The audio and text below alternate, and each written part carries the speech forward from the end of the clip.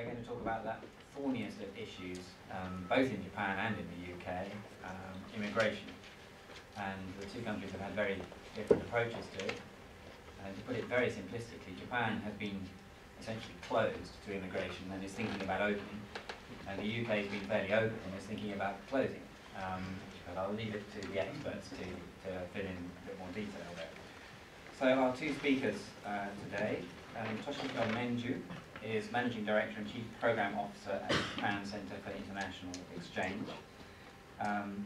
He's well known as an immigration expert and has published a number of books on the subject.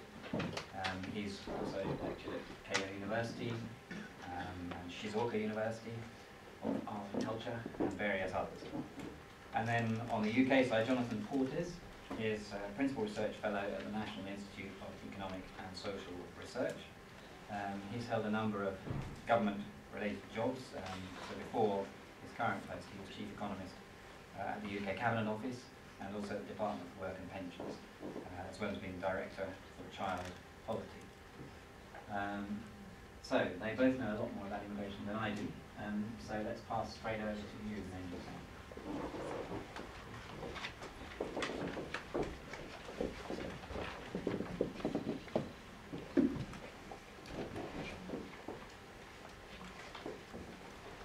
Thank you very much for the very kind introduction. My name is Toshihiro Menju, Managing Director for Japan Center for International Exchange based in Tokyo. Today I will discuss Japan's immigration policies, or I should say the lack of immigration policy. First, I will discuss the changes of Japan's demography. Second, I will discuss the governmental stance on the immigration policy. And also, thirdly, I will discuss why the immigration policy is taboo in Japan. And finally, I will discuss the prospect of Japan having immigration policy. First, I'd like you to look at the Japan's demography. As you see, it looks like a mountain. In 2008, was watershed, and after that, Japan's population started to decrease. Last year, we have seen 250,000 decrease, and in the years to come, the population will accelerate. In 1940s or 50s, the ratio of the population decrease will reach around 1 million a year. 1 million a year. So in 10 years, it will be 10 million. It's a huge decline. So it's already have some social impact. If you look at the population of the age population, last year we have seen the population over 80 years old reached 10 million. And today, the ratio of the age population, that means population over 65 years old, is now 26.6%. That means more than a quarter of the people is over 65 years old. Because of this fact, there are very serious problems, many serious problems. One of the most serious problems, I think, is what is called solitary death. Solitary death means the people or person who die by herself, by himself, without no one being noticed. Someone died in his bed, and other people found his or her death. Weeks later, a month later. There is no national statistic about this solitary death, but it is believed every year maybe we have 30 to 40,000 people die in that way. Scholars discuss this phenomena, and one famous scholar predicts this kind of solitary death will reach 200,000 by year 2040. And on the other hand, you will see the decreased number of children. Every year in Japan, we lose 500 state schools due to the smaller number of children. This is the demography of a small city in Akitakata with a population of 30,000 in Hiroshima Prefecture. The mayor is one of the very few mayors who openly mentioned the need of the accepting immigrants. When I visited his office, he showed me this demography. The demography on the left side is year 2012. And then demography right side is year 2035. As you see, the largest cohort of the population is over 80 years old. Over 80 years old. This is the biggest age group. So the mayor said it is impossible for the community to sustain themselves only with Japanese. So I think it is very reasonable to think we have to have immigrants. The government is trying to make very lot of effort to increase the birth rate, but it is impossible. I think it is impossible to increase the real number of babies because the women under 40 years old keep decreasing. So even though you raise the rate of the birth rate, the real number of the babies will not increase. One of the reasons why that is the case is that Japan has a baby boom after the World War II. It started 1947 and it ended 1949. So it was only 3 years. The reason why we have such a short baby boom was that the Japanese government introduced abortion law at the time because the government are afraid we have such a huge surge of the birth. So it was not, Japanese society was not ready right after the World War. Then we had a second baby boom that was from 1971 to 74. So it was also short, only 4 years. Then we didn't have third baby boom. So after that, we'll see the decline of the population, of the age population. So last year we had national census. In Japan we have 47 prefectures. 39 prefectures have seen the decrease of the population. At the municipality level, 83% of the municipalities have experienced the decrease of the population last year. So you see, depopulation is really serious issue. So some kind of interesting phenomena, or sad phenomena, I should say. That is a shukatsu boom. Shukatsu, shu means end, katsu means activity. That means how to end your life. Boom, I should say. There are many shukatsu fair or shukatsu seminars, so elderly people attend the seminar. And also you see the tour, how to find the best tomb. What is the best tomb you want to buy? So there is a tour. And right down, you will see even experiencing how you feel in the coffin. This kind of thing is really happening. It's very odd, very strange. But the word shukatsu became very common last 2-3 years. And nowadays, shukatsu is a really new word, but it becomes a household word, and everyone now understands. So this is kind of strange boom when the age population reached over 25 years old, 25%, I think. So then, what is the immigration policy in Japan? Prime Minister Abe repeatedly said he has no intention to introduce immigration policy. But at the same time, he mentions Japan is welcome high-level foreigners, high-skilled foreigners. So this is rather contradictory, but what it means, I think Japanese government want to have more high-level foreigners, but no low-skilled workers. But as you see, the depopulation I discussed, what is very needed is low-skilled workers, because we have a smaller number of Japanese young people. They don't want to work in the blue-collar type of works. So in the agriculture, fishery, service sector, or manufacturers, we have a huge shortage of workers. To cope with this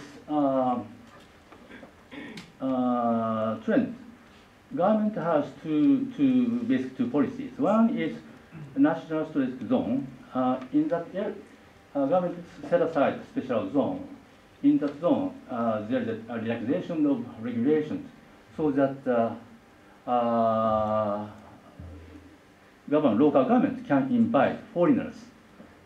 In the case of Tokyo or Osaka, they can invite foreign housekeepers, but only for 3 years. After 3 years, they have to return. And the case of farmers is just government has just begun to discuss. So maybe in next 2 years it will come, but not in the immediate future. So the another big, I think it's program is expansion of guest workers program. This program is the intention. The purpose of this program is international aid, international assistance program. We invite trainees from developing country and give them training, and they will go back. That is real intention. But actually, this program used as to hire low-skilled, cheap labor. So this program is very, very problematic, I think, because 70% of the business who hire these trainees have made some kind of a violation of labor law violation, like they do not pay the minimum wage, or they don't pay the overtime, or they don't give a proper holiday, or something like that. But the government passed the law, changed the law of the immigration law last week to expand this national expansion, foreign, what do you call, technical intern training program, because there was a high pressure towards government to have more workforce. So the government policy is to hire one time or short time foreign workers. They are not immigrants, according to the government. So this is what really happened now. So how the immigration policy written in governmental high-level strategy? Japan revival strategy was really highest economic strategy. Abenomics was discussed in Japan revival strategy a few years ago. So this year's Japan revival strategy, it said, to assure the sustainability of economic and social foundation, we will conduct comprehensive and concrete study on how to accept foreign workers, specifically focusing on truly needed areas. We'll also study and deliberate the necessary matters such as the framework and consensus building that, however, should not be understood as immigration policy. What does it mean? It's very difficult to understand. So it means how sensitive this immigration is. Government is maybe trying to invite foreigners, but they don't want to take immigration policy. This is what it says. But it has some progress this year, because last year's statement very similar, but it was didn't. It was in a mid-term or long-term policy they would think. So this year, it's that word gone. So there may be some progress.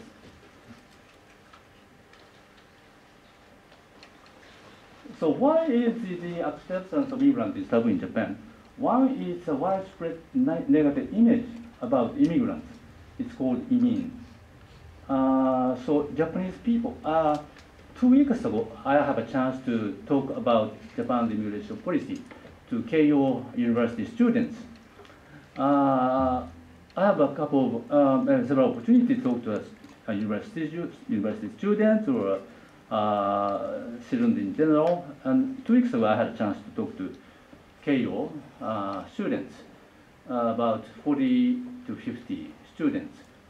At the beginning, before I start my discussion, I asked them to raise hands whether you think we need to accept immigrants or not. About 60 to 70% said we should not accept immigrants. This is a kind of general kind of atmosphere. So the negative image is very strong. And also the second one is maybe very unique to Japan because we have a very negative, sensitive relationship with China and Korea. And right-wing people are very, very, how should I say, active, try to, how should I say, play up this relationship. So if we open up, they say, we have the flood of Chinese coming into Japan, and they occupy maybe Okinawa, and they will ruin the relationship with US base or something like that. This is very stupid, but very, very powerful to some people. And third will be fear of homogeneity and lack of a sense of crisis of population decline. People, decision makers living in Tokyo, they don't feel so much depopulation. But if you go outside, you really see the change. But it's very difficult for the people in Tokyo to feel that way.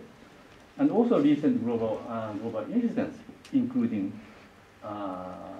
Brexit, is really affecting Japan's policy because Japanese government is, from some sources, they started to, or they study the opening up. But considering what's happened in the world, maybe it's not the right time Japan changed the policy. So this is a kind of examples, the campaign, negative campaign towards immigrants. The medical picture is said, "Welcome refugees, how stupid I was," it says. And some of the examples is massive immigrants to Japan. That is how risky they are, or overstay, illegal overstay, or worsening of the safety and free ride on the social welfare, invasion by other countries like Korea or China. This is a kind of typical negative campaign. And I've changed the subject. This is a foreign population. In Japan, we have about a little more than 2 million foreign residents who stay in Japan more than 3 months. It is only 1.8%. 1.8% of total population is foreigners. But you see there is you see the dip. That was because one reason is Lehman crisis. Another one is we had a big earthquake, 2011. But after the last 2-3 years, we have seen a huge increase of foreigners. Also, and June this year, the new number was revealed.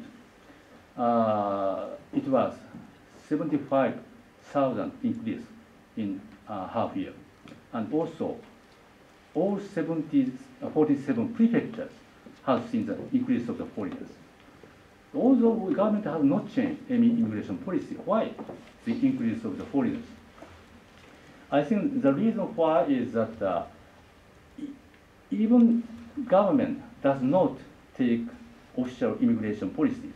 because of the serious shortage of workers, foreigners will settle from side doors or back doors. So this is what it means. So I'll show some of the interesting pictures whether Japan can accept immigrants or accept foreign culture. This is a sushi restaurant in Asakusa, which took the first halal certificate. So I went there, and the taste is just the same as ordinary sushi restaurants. So many Japanese and halal, Muslim people enjoy sushi. And upper left, this is a Sri Lanka festival in Tokyo. Thousands of Sri Lanka people and Japanese enjoy food and cultural events. And we have many other cultural events like this. And left, under left, this is it looks like an ordinary Christmas. This Christmas is held in a nursery school run by Buddhist temples. And this Santa Claus is a Buddhist monk. Buddhist monk, we are Santa Claus and celebrate Christmas. This shows, I think, Japan is very loose society, but it not only loose, it's more, I should say, we're not so strict about culture, religion and culture. We are really, how should I say, we can have the potential to accept foreign culture. This is a picture about Shinjuku. I serve as the chairman of Shinjuku Multicultural Community Building group. In Shinjuku is located in the center of Tokyo. Population is 43,000, and 12% of the population is foreigners. 120 countries.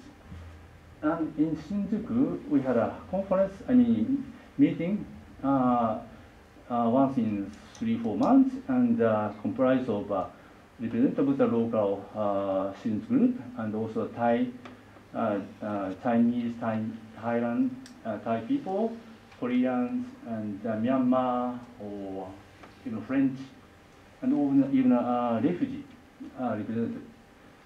So we discuss how we can live harmoniously in the community. And this, we have Shinjuku has a Shinjuku Multicultural Plaza where Japanese language are taught by the volunteers, and there is a counseling services for in multi-language. Last year, the Shinjuku made an interesting survey. The question was, the increase of the foreigners is a good thing or bad? This question was given to Japanese. 50%, 55% of the Japanese said, you really can't tell. But increase of the foreigners is a good thing, answered by 22%. And it's not good, it's 17%. So more people said, better, good, to accept, have immigrants. And what is the most serious problem having immigrants? The number one answer is garbage collection. Garbage collection. Second is the noise. Third is the parking. So what I argue to Japanese people is that because of a garbage collection, we refuse immigrants. So there is a gap between the governmental attitude and what's happening at the local level. So I think compared with the immigration issue, Japan is far behind from the UK. But even UK, you chose Brexit. And so you will be some changes of the immigration policy. Although the level of the accepting immigrants is so different, but we are in a way looking for some kind of managed immigration. So from Japan's very limited experiences, Japan, as the most important thing is how to engage immigrants, foreigners in the society. I showed the picture of the festival, foreigners joining the festival. This is one example. So it is engaging foreigners in society is the biggest challenge and the most important thing. The another biggest challenge, especially for Japan, is to how to raise awareness, create new awareness among Japanese that we really have to live with foreigners. That is a way to sustain our society. Otherwise, we are not able to sustain our society. This kind of awareness is truly needed. So I think I will end my presentation, and I'm very looking forward to a question and answer. Thank you very much.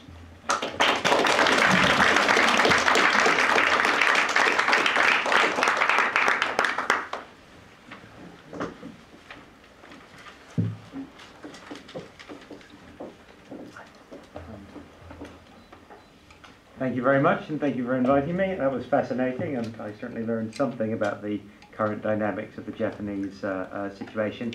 I'm not a Japan expert, so I will allude to the Japanese position and make some suggestions, perhaps at the end, based on what we know about immigration in general. But I'm going to take a rather sort of wider view, talking first of all about the general economics of immigration, and then second about the experience of the UK and perhaps some other Western countries over the last 20 years ago or so, and then finally where we might go from here. First of all, theory or the economics of migration, and I do think it is. I mean, obviously, I am prejudiced. I'm an economist by training and background. But I do think it is important to start with the economics and to start with a little bit of the theory of immigration, because it does actually underlie a lot of the perhaps of the more of what we've seen over the last few years about political reactions towards globalization in general. And the theory is and it's really quite simple from an economic perspective, is that immigration is actually quite similar to trade in economic terms. It is about the optimal allocation of resources, in this case human resources, as opposed to goods and services. Breaking down, reducing barriers to immigration is not just a matter of moving people around like chess pieces. People move themselves, and they tend to move to where, just as businesses trade because there are opportunities to sell things at a higher price or make more profits if they can sell into foreign markets, people tend to move because they perceive opportunities, and generally economic opportunities, for themselves. And that, just like trade, that is not a zero-sum game. One country a country does not lose while another country gains if somebody moves. Typically, there can be gains to both countries from freer circulation of immigrants, just as there are gains to all countries from free trade in goods and services. And it's this sort of general approach which underlies, of course, the view of the European Union that the single market, free movement of goods, services, and capital and labour, that those four freedoms go together. And that, of course, is one of the issues which underlies the current debate in this country, not just about whether or not we should leave, or how leave the European Union, but how we should leave and to what our new status will be. I think the second, and this goes a bit beyond Economics 101, is that but applies once again both to trade in goods and services and also to movement of people, is that that these are not just static concepts. It's not just a matter of well, we reduce barriers to trade, and therefore because we produce something better than some other country, we can send goods abroad, and then in return we get things which they send here. The traditional notion of comparative advantage. That is true. That's part of it. We import bananas because we're not very good at growing them here. We may export apples or whiskey because we're quite good at making here. That standard and it's much better if they're in our barriers. That standard comparative advantage.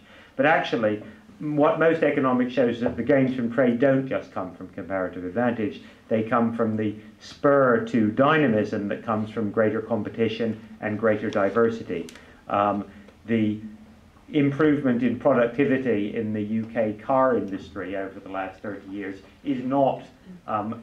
has been driven by free trade within Europe to a very large extent, but it's not been driven because we are better at making some types of cars while other countries are better at making other types. It's been driven by competitive pressures that result from having a larger market, access to technical skills from across Europe, and the integration of supply chains across Europe.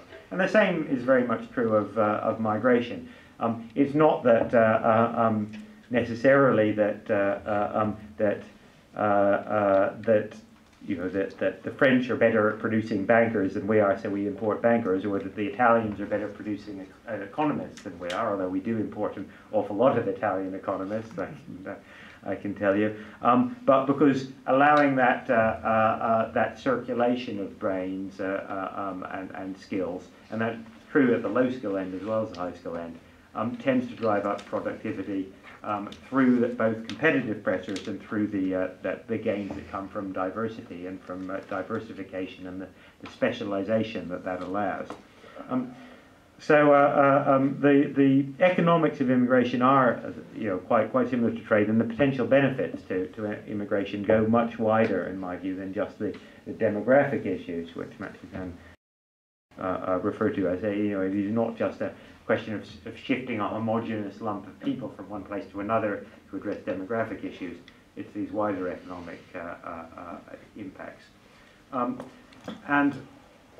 So what's happened in the UK since, say, over the last 20 years or so, which is really the era of modern mass immigration in the UK. And again, this is very much tied in with globalization and with liberalization of markets more generally. Immigration policy in the there were substantial flows of migrants to the UK in the 1950s and 60s, but relatively small by contemporary standards, actually. And these were driven by the need to what was perceived as the need to fill specific labour market gaps, whether people to drive buses and London transport, nurses and doctors for hospitals, mill workers for northern mill towns. But since the mid-90s, what we've actually seen is a much more of a sort of a more general liberalisation. First to medium and high skilled workers through an expansion of the work permit system in '97, and then of course in 2004 with the opening of the UK labour market to the new member states of the European Union, in particular Poland and the Baltic states, from which most new migrants came. And at the same time, we had an unplanned, but also actually quite large, influx of refugees and asylum seekers. First from the after effects of the Balkan civil wars of the early 1990s, and then from the after effects of wars in the Middle East. So we had sort of three big sources of this increase in migration, and that of course did lead to something of a political backlash, and it led indeed to the government's the previous conservative liberal Democrat coalition supposed goal of reducing migration to the tens of thousands from a level which was, when they took office, was something over 200,000. When in 2015 the end was something over 300,000. So not very, despite efforts to reduce migration in the 2010 to 15 period, they were pretty unsuccessful in doing so. Immigration went up. So why was that? Well, it was essentially the conflict between a political desire to impose reductions in migration with a system which by then had become very much a market-driven system, and one which was in many respects not fully under the control of the government. And that was in two respects. First of all, of course, free movement of workers within the European Union meant that migration from the EU could only be controlled to a very limited extent.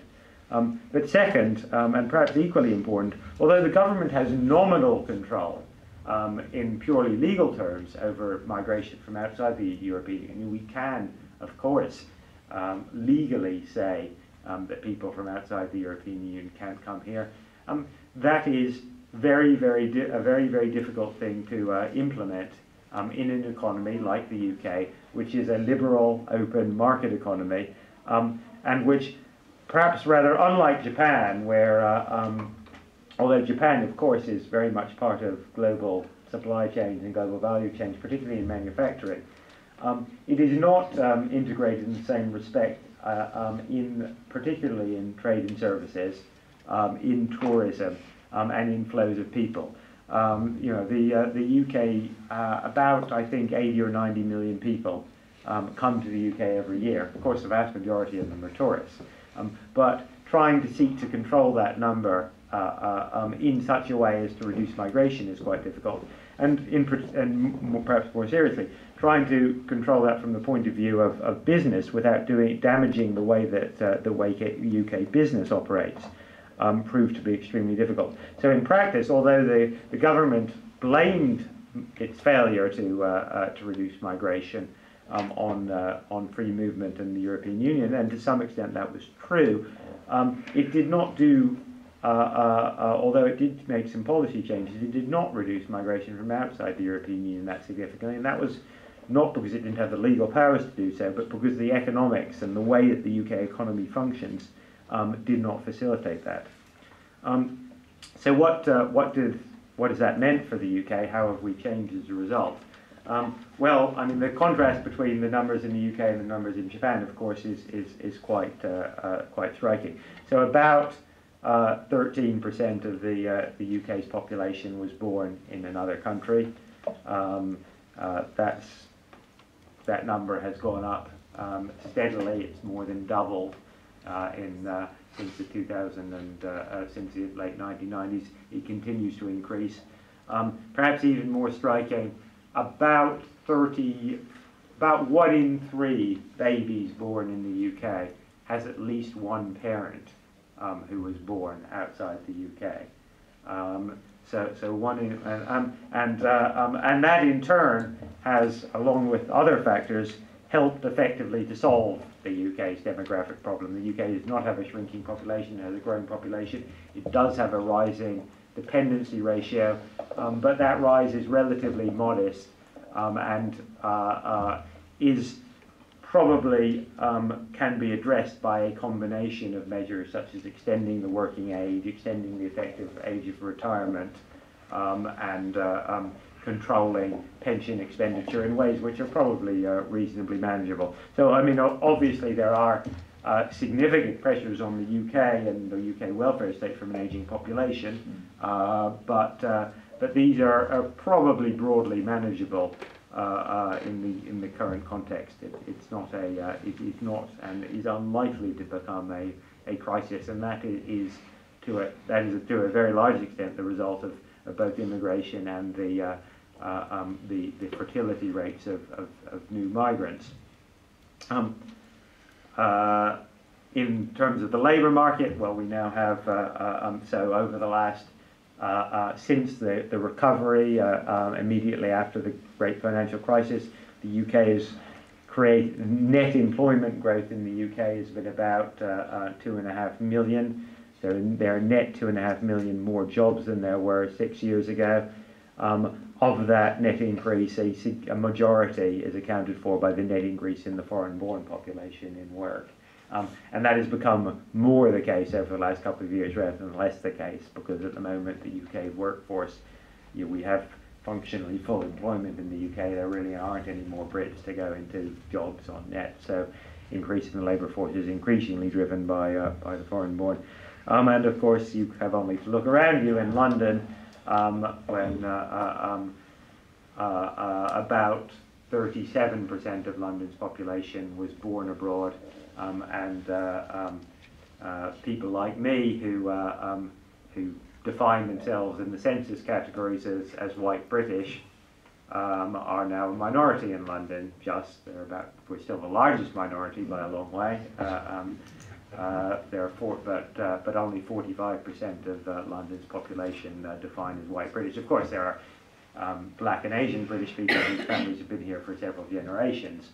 But the diversity both in ethnicity and in country of origin is certainly far higher than it's ever been in London, and comparable. There are only a couple of big global cities that are even remotely comparable, New York and Toronto, basically.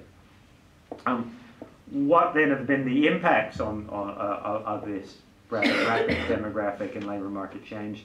Well, the interesting thing from an economic point of view is, and the surprising thing, that I started working in this area in the late 1990s. I got particularly involved in the mid-2000s with the decision to open our labour market to the AA. And if somebody had said to me then, well, what's going to be the impact of an influx of maybe up to 2 million new European workers, many of them working in relatively low-skilled, low-paid jobs, on unemployment and wages for UK natives. Even and I am, as you gathered, relatively optimistic about the impacts of migration on the economy. I would have said, well, there are likely to be some negative impacts for natives, perhaps some increases in unemployment, some depression in wages. The surprising thing is it's actually really hard to find that in the data. It really is. It's very hard to find any negative impact on the employment prospects of British natives coming from migration from abroad. And while there probably have been some impacts on the wage distribution, these are pretty minor, and certainly dwarfed by other things that have been going on in the UK labour market, such as the introduction of the national minimum wage, the general changes in technology, and so on.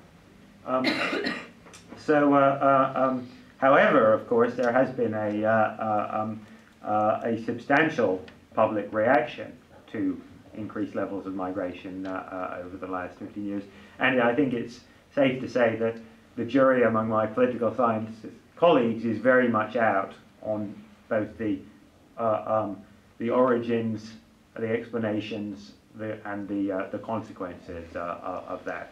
That immigration is in general and in theoretical, unpopular in the UK is without doubt. There's no doubt that the polls will consistently tell you that.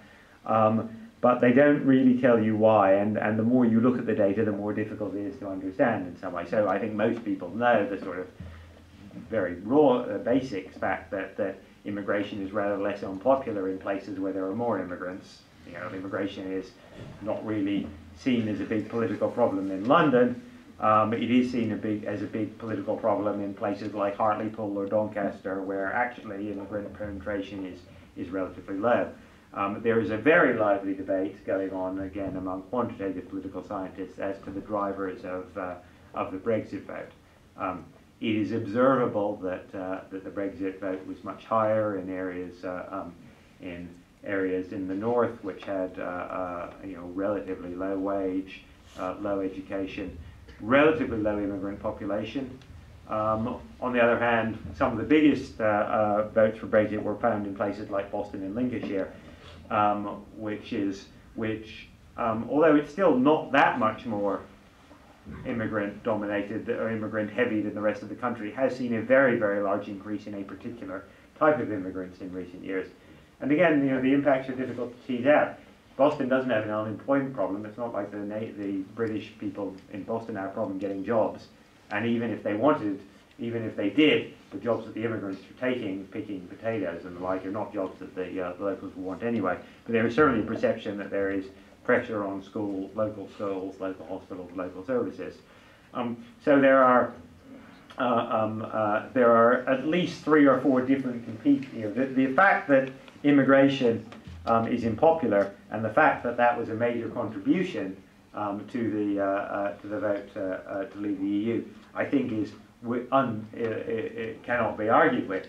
How one gets from one to the other, what the mediating factors were, the extent to which they were economic, the extent to which they were cultural, the extent to which they were driven by racism or xenophobia, the extent to which they were perhaps proxies for feeling uncomfortable about some of the wider wider aspects of globalization is still very much out for debate. And you can see this by some fairly simple statistics. For example, if you ask people the question of do you support the death penalty, the answer will tell you which way they voted in the Brexit referendum. Pretty much 90% or so correlation. Now this is quite interesting, right?